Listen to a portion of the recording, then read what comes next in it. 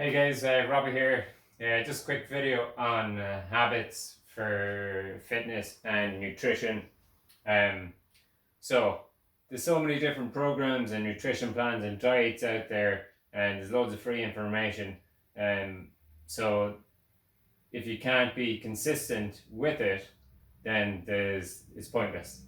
So your focus should be on forming good habits, um, and less about the goal of like losing weight or getting and being able to do 10 push-ups or whatever your goal might be. So if you've probably heard this loads of times. So that a 1% change a day is going to be a 36.5% change over a year, or improvement over a year, or in the case of bad habits, the opposite. So if you're drinking, smoking, and that 1% more every day, that's going to be a 36.5% increase in your smoking over a year. So if you look at things like British cycling back 20 or so odd years ago, and the new chief of British cycling came in and he made tiny little changes, and all those tiny little 1% changes and an accumulation of improvements over the space of like 5 years made British cycling some of the best cyclists, or produced some of the best cyclists in the world. So that's looking at the accumulation of all these 1% improvements. So say, for example, I'll drink a glass of water first thing when I wake up every morning.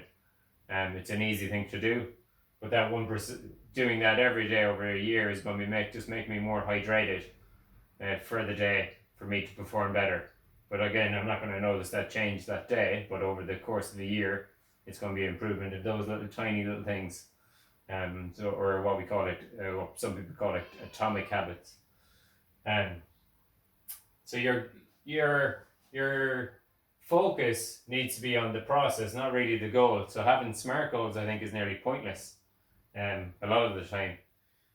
So saying that you want to be able to do 5 pull-ups in 4 weeks essentially can be pointless. Your focus should be on the process, and how do I get to that point, and the training program that you're doing, in order to have the identity of that you're trying to achieve. So you want to be fit and in a healthy weight, or whatever it might be.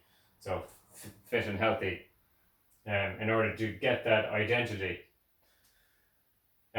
So every time you repeat a habit, it's kind of a vote essentially for that new identity that you're trying to focus on. And all this is evidence based. This is like, if you read any books on habits, they're all the good ones will be evidence based. So even if there's been studies on things like AA, and there are 12 steps, which some guy just made up one night, but there's studies that show that those 12 steps, and looking at the cues and the triggers for drinking, help people to form good habits.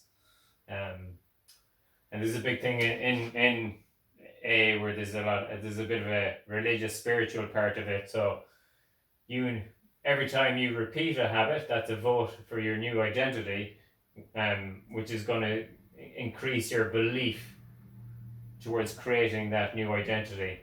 And you will eventually, after repeating that habit, reach a plateau, or a point where you're closer, or your votes are more in favor of that new identity, and that habit will eventually start getting easier, and eventually you will become that fit, healthy person that you want to be.